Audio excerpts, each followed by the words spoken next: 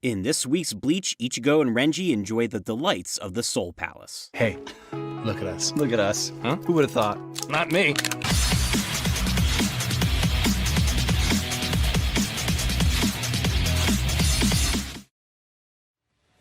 What is up, everybody? Welcome back to my weekly anime reviews for Bleach's 1000-Year Blood War arc. Today we'll be looking at Episode 9, The Drop. We begin with Shunsui receiving a letter that he's officially been promoted to Squad 1 Captain, thus the new Captain Commander of the Gotei 13. You gotta be really happy about that, man. I hate my life. Back in the Soul Palace hot springs, Korinji puts the strangest parenting tips to use by trying to hold Ichigo underwater for 100 seconds. Ichigo takes a punch from Korinji that sends him flying, but this was actually a test that proves he's fully healed since he would have been killed from it if he was any weaker. Before Ichigo can move on, Renji steps up and claims that he is also healed and ready to go. Okay, I'll punch you.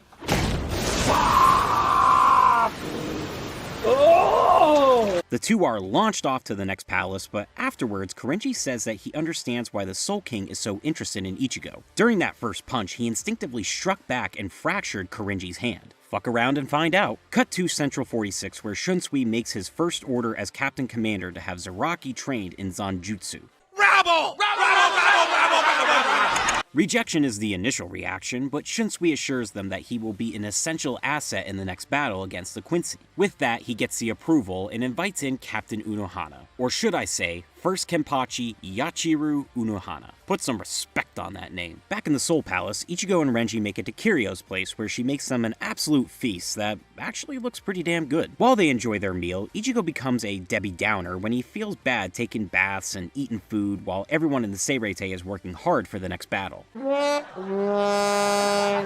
enjoying your day, everything's going your way, then along comes Debbie Downer. Kiryo overhears this worry and bounces in to let the guys know that what they're doing is definitely healing and training, but just on a Soul King scale to make them stronger. Oh yeah, Kiryo slimmed down because she uses up her spiritual powers while cooking, but I'm sure none of you have heard a word I've said for the past 30 seconds. The visit concludes with Kiryo telling the boys that each member of the Zero Squad was selected for creating something recognized by the history of Soul Society. She is the creator of the Gikon, the act of inserting spiritual pressure different from one's own to elevate their power. After eating the food she made, their bodies should have spiritual pressure from a whole other dimension dwelling within them. She then warns them about the next palace they're heading to because the man in charge can be unpredictable. His name is Nimaya, the creator of the Zanpakuto. Yes, he's truly frightening, especially if you're scared of breakdancing. I am #1 Zanpakuto creator!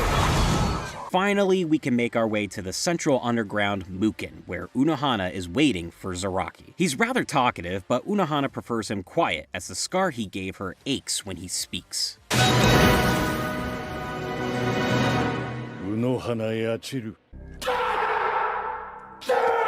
Yes, we cut away to Shunsui explaining how Unohana was formerly the Kenpachi and a notorious criminal before the Gotei 13 settled down. He also says that he knows that in this fight between the two of them, one will have to die. Isane has been left a letter from Unohana, and Yuichiro has been given Zaraki's eye patch. One of these will be a final memento.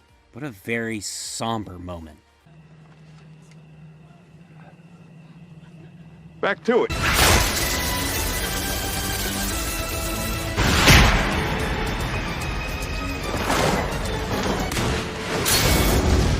The fight is definitely leaning in Unohana's favor, and Zaraki can see that, commenting on his own weakness. He talks about how he admired and feared Unohana, while she also sparked his joy of battle. Will he die not having ever beaten her?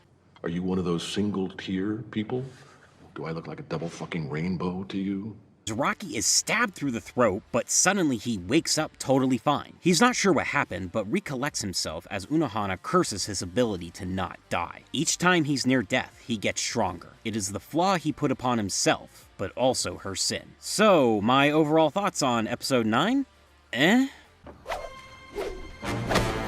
I mean, let's be real. If I felt not too much happened in episode 8, then compared to this one, it was epic. The first 2/3 was not exciting at all. We had Shunsui getting his promotion letter and having Central 46 approve of training Zaraki with Unohana. Now, in the manga, that reveal was a surprise, but here in the anime, it was foreshadowed several times, so it's not as big a shock. Then we had Ichigo and Renji getting healed and stuffing their faces. No huge revelations, important discussions, or anything. Just a bath and food. That's all they had to do. If I had to give them one thing, it's Kurinji mentioning how Ichigo fractured his hand, but come on, we all know Ichigo is a special case. Now, I'm not saying something big should have happened. I'm fully aware this is the downtime, but I'm not gonna give the entire episode praise when a good chunk of it was meh. With all that said, I did enjoy it when we finally got to Zaraki versus Unohana. This has been a very anticipated fight for me, and so far so good. They did a good job with the dark purple aesthetic surrounding them and Mukin, the music is fittingly cool, and their crossing of the blades is very hype animation. All this is happening while we begin to slowly unfold each of the fighters' emotions and history with one another. We even get the shock of the throat stab looking like the end, but then the mystery of how the hell he survived. Two absolute beasts fighting each other, but the purpose and past behind it all enhances the power of it. Only thing is, we're just getting started. I can only assume most of episode 10 will be dedicated to continuing and concluding the fight, so naturally I am excited for that. So yeah, with the obvious exception of Zaraki versus Unohana beginning, most of the episode ranges from meh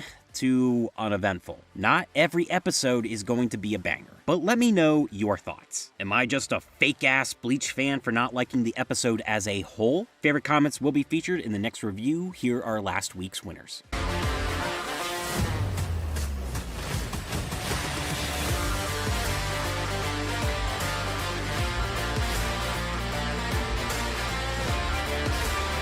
That'll do it for me. Don't forget to like, subscribe, share, and follow my Twitter and Instagram. Links to those can be found in the description. Until next week with episode 10, The Battle, peace.